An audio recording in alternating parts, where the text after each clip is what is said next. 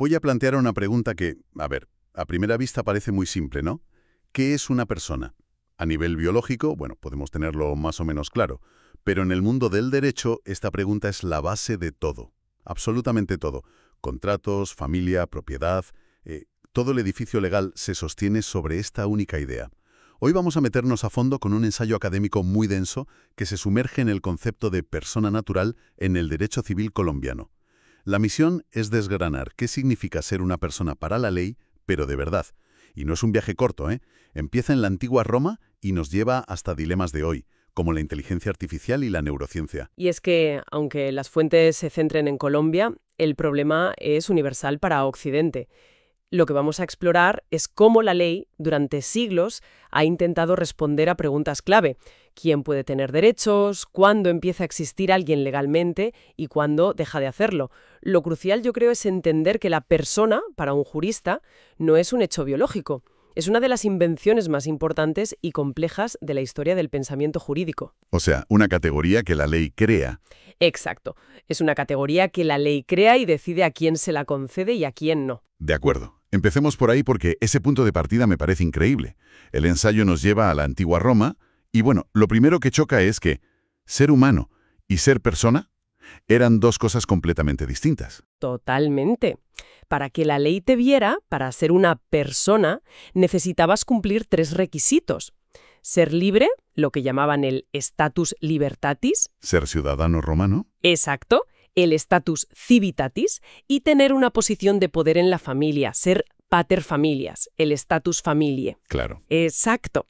Y esto significa que un esclavo, por ejemplo, era evidentemente un ser humano. Sentía, pensaba, trabajaba, pero para el derecho romano no era una persona. Era un objeto. Era una res, una cosa, un objeto que se podía comprar, vender o incluso destruir. Esto es fundamental porque nos demuestra que la personalidad jurídica no es algo que emana de la naturaleza, sino una especie de software que el sistema legal instala sobre el hardware biológico de un ser humano. Rompe por completo la idea moderna de que los derechos son inherentes a nuestra condición humana. Entonces, ¿cuándo empieza a cambiar esto? ¿Cuándo se fusionan las ideas de ser humano y ser persona? Pues el gran punto de inflexión viene con la influencia del pensamiento judeocristiano. Introduce en Occidente una idea radical, la de la dignidad intrínseca. La noción de que todo ser humano, por el simple hecho de serlo, tiene un valor fundamental. Filosóficamente, aquí se siembra la semilla de la igualdad. Pero claro, una cosa es la idea y otra... Y otra muy distinta es desmontar un sistema legal y económico que durante siglos se había basado precisamente en lo contrario. Me imagino que esa transición no fue ni rápida ni sencilla. El siguiente gran salto que menciona el ensayo es la Ilustración, cuando la razón se pone en el centro. Justo. Con la Ilustración, la persona ya no se define tanto por su alma como por su capacidad de razonar, su autonomía. El individuo racional se convierte en el protagonista, y de aquí nacen los conceptos que hoy son el núcleo del derecho privado. La capacidad para obligarse, la voluntad para firmar un contrato, la responsabilidad por tus actos. Y los grandes códigos civiles, como el napoleónico o el de Andrés Bello, consolidan esta idea, ¿no? Exacto. Beben directamente de esa fuente y establecen una regla que parece simple y definitiva. Todo ser humano es persona desde que nace hasta que muere. Y esa idea, que ya parece muy avanzada, todavía evoluciona más. El ensayo lo conecta con el constitucionalismo más reciente. Sí, lo lleva un paso más allá. Constituciones como la colombiana de 1991, que se analizan el texto, ya no se conforman con esa igualdad, digamos, formal. El concepto de persona se expande de una manera increíble. Ya no es solo un sujeto con capacidad para contratar. Es un ser con dignidad, con derecho a la autonomía, al libre desarrollo de su personalidad. Se reconoce la diversidad. Se reconoce explícitamente la diversidad cultural, de género, sexual. La persona deja de ser una pieza más en el engranaje del derecho privado para convertirse en el centro de gravedad de todo el sistema. Entendido el viaje histórico. Pero, ¿cómo se traduce todo eso en la definición que usaría un abogado hoy? ¿Qué es una persona, en blanco y negro, para la ley actual? A ver, el ensayo lo explica dividiéndolo en 2 dimensiones que funcionan juntas. La primera es la dimensión ontológica, la más básica. Ser un ser humano vivo. Punto. Sin más. Sin más. No importa la edad, la nacionalidad, la salud física o mental. Si hay un ser humano con vida, hay una persona en potencia para el derecho. Y la segunda dimensión es la puramente jurídica, la que le da la capacidad de actuar. Eso es. Es la dimensión que convierte a ese ser biológico en un centro de imputación jurídica. Es una palabra un poco técnica, pero significa simplemente que la ley puede atribuirle consecuencias, derechos y obligaciones. Es lo que le permite tener un patrimonio, ser propietario, deber dinero, demandar a alguien o ser demandado. Ya. Sin esta segunda dimensión, la jurídica, ese ser humano sería invisible para el sistema legal. Existiría biológicamente, pero no podría participar en la vida social que regula el derecho. Vale, esto me lleva a una de las partes del ensayo que más me ha sorprendido. Si la existencia legal es tan crucial, el momento exacto en que empieza y termina tiene que estar medido al milímetro. Muchísimo. Y la ley es sorprendentemente específica. ¿Cómo de específica? Pues la regla general es que la personalidad jurídica comienza con el nacimiento. Pero aquí viene el detalle. La ley exige dos condiciones. Primero, la separación completa del cuerpo de la madre. Y segundo, que el bebé respire, que dé una señal de vida independiente, aunque sea por un solo instante. Espera, esto es alucinante. Estamos diciendo que si un bebé nace, respira una sola vez, un segundo, y luego fallece, durante ese segundo fue legalmente una persona. Exactamente. Y las consecuencias son enormes. En ese único segundo de vida, ese bebé pudo adquirir derechos. Como una herencia, por ejemplo. Por ejemplo, si su abuelo acababa de morir dejándole una herencia, en ese instante el bebé se convirtió en heredero. Y al fallecer un segundo después, transmite esa herencia a sus propios herederos, que normalmente serían sus padres. Madre mía. Si no hubiera llegado a respirar, la herencia del abuelo habría seguido otro camino. Un solo aliento puede cambiar el destino de un patrimonio millonario. Es increíble.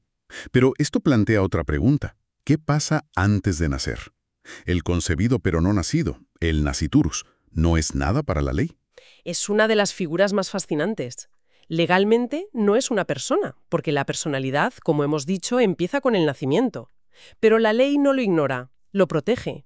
Existe un principio que viene del derecho romano, nasciturus proiamnato habetur, que significa que al que ha de nacer se le considera nacido para todo lo que le sea favorable. Es como una especie de promesa legal, ¿no? Es una ficción jurídica, sí. Una herramienta para proteger sus expectativas de derechos. Por ejemplo, puede ser nombrado heredero en un testamento o beneficiario de una donación.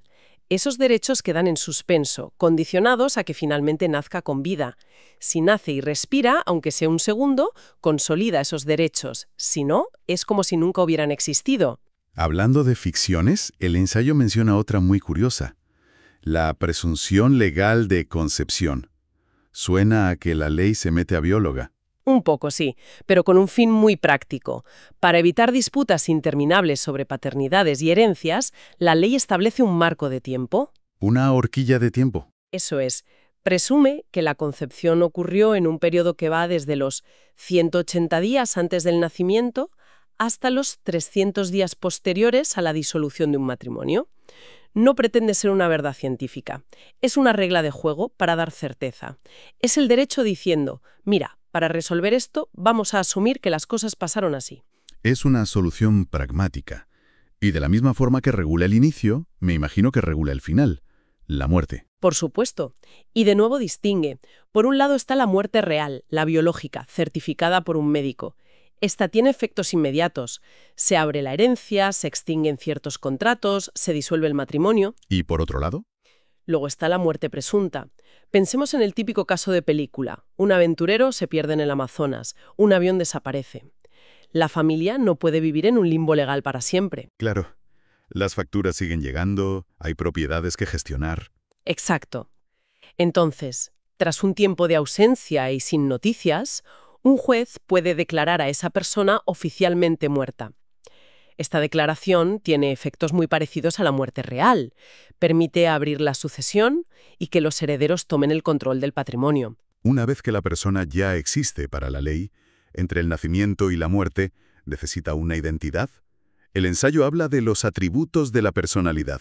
Suena como a un DNI jurídico. Es una buena analogía, sí. Son las características que nos individualizan y nos sitúan en el mundo legal. El ensayo los enumera claramente. A ver. El nombre, que es más que una etiqueta, es un derecho fundamental. El estado civil, soltero, casado, viudo, que define nuestra posición en la familia. El domicilio, que nos vincula a un territorio. La nacionalidad y el patrimonio, que es el conjunto de nuestros bienes y deudas. Y dentro de todo esto hay un concepto que siempre me ha parecido complicado: la capacidad. Y de todos esos atributos es sin duda el más resbaladizo y el que más debate genera. Porque no es un simple sí o no. El ensayo hace una distinción que es crucial entender. ¿Cuál es? La diferencia entre la capacidad de goce y la capacidad de ejercicio. A ver, expliquemos eso bien. La capacidad de goce o capacidad jurídica es la aptitud para ser titular de derechos. La tenemos absolutamente todos los seres humanos desde que nacemos. El bebé de nuestro ejemplo. El bebé que vivió un segundo tenía plena capacidad de goce para ser dueño de una fortuna. Pero otra cosa muy diferente es la capacidad de ejercicio, que es la aptitud para ejercer esos derechos por uno mismo, o sea, para firmar el contrato de venta de esa fortuna. Entiendo. El bebé es el dueño, pero no puede vender la propiedad. Un adulto, en principio, sí. Pero ¿no es peligroso que un juez pueda decidir quién es capaz y quién no? Suena algo que se podría usar para discriminar. Has puesto el dedo en la llaga. Ese es precisamente el gran cambio que ha ocurrido en las últimas décadas. Tradicionalmente, a los menores y a las personas con alguna discapacidad intelectual se les declaraba incapaces. Y se les ponía un tutor. Se les nombraba un tutor que decidía por ellos. Se anulaba su voluntad. Pero el enfoque moderno, como bien señala el texto, es radicalmente opuesto. La nueva ley sobre discapacidad, por ejemplo, parte de la base de que todo el mundo tiene capacidad de ejercicio. Ya no se anula. ¿Ya no? Si alguien necesita ayuda para tomar decisiones, no se le anula, sino que se le proporciona un sistema de apoyos. La idea ya no es sustituir la voluntad, sino acompañarla. Hemos cubierto de dónde viene el concepto y lo que es hoy. Pero la parte más provocadora del ensayo es la que sugiere que todo este edificio que ha tardado siglos en construirse podría estar quedándose obsoleto. ¿Qué lo está poniendo en jaque? Fundamentalmente, la tecnología y la bioética. Están empujando las fronteras de lo que significa ser una persona. El texto menciona varios frentes. El primero es la identidad digital. Nuestros perfiles en redes, los datos. Exacto, todos nuestros perfiles, nuestros datos biométricos, la huella que dejamos online. ¿Es eso parte de nuestra persona? De ahí surgen debates como el derecho al olvido o el derecho a la autodeterminación informativa, el derecho a controlar nuestros datos. Lo de los neuroderechos me parece de ciencia ficción. ¿De verdad estamos hablando de proteger legalmente nuestros pensamientos? Pues sí, y no están a futuro. La tecnología que puede interactuar con nuestro cerebro o incluso leer la intención de una acción antes de que la ejecutemos ya existe. Esto plantea la necesidad de crear nuevos derechos para proteger la privacidad mental, la identidad personal, el libre albedrío. Claro. Si una empresa puede saber que estás pensando en comprar algo incluso antes de que tú seas consciente, ¿es eso publicidad o es una violación de tu yo más íntimo? La ley no tiene aún una respuesta clara para esto. Y luego están los debates clásicos de la bioética. Exacto. La eutanasia, la maternidad subrogada, la modificación genética, la criopreservación. Todos estos temas obligan al derecho a volver a la pregunta original, pero con una complejidad nueva. Claro, ¿qué es la vida? ¿Cuándo empieza la vida que merece protección? ¿Es un embrión congelado una persona en potencia? ¿Tenemos autonomía absoluta sobre nuestro cuerpo y nuestra muerte? Las definiciones que nos sirvieron durante 200 años empiezan a mostrar sus costuras. En definitiva, y resumiendo lo que hemos extraído del material, la idea de persona no es para nada un reflejo de la biología. Es una construcción jurídica sofisticadísima, un concepto que ha ido evolucionando durante milenios y que sigue siendo el eje sobre el que gira todo nuestro sistema de derechos y obligaciones. Es el origen y el destino de todas las normas, como bien dice el ensayo. Y si me permites, querría dejar una reflexión final, una pregunta que el texto deja flotando en el aire. Por supuesto. Todo este análisis se ha centrado en la persona humana, pero los desafíos que hemos mencionado, sobre todo los de la inteligencia artificial, nos obligan a mirar más allá. ¿Qué pasaría si una IA, en el futuro, desarrollara algo que podamos reconocer como conciencia o autonomía o incluso capacidad de sentir? ¿Tendría el derecho que crear una nueva categoría de persona no humana para otorgarle derechos y quizá obligaciones? ¿Cómo se adaptaría un sistema jurídico construido enteramente alrededor del ser humano si de repente tuviera que hacerle sitio a un nuevo tipo de sujeto? Vaya pregunta. El debate acaba de empezar y, en mi opinión, va a definir el próximo siglo del derecho.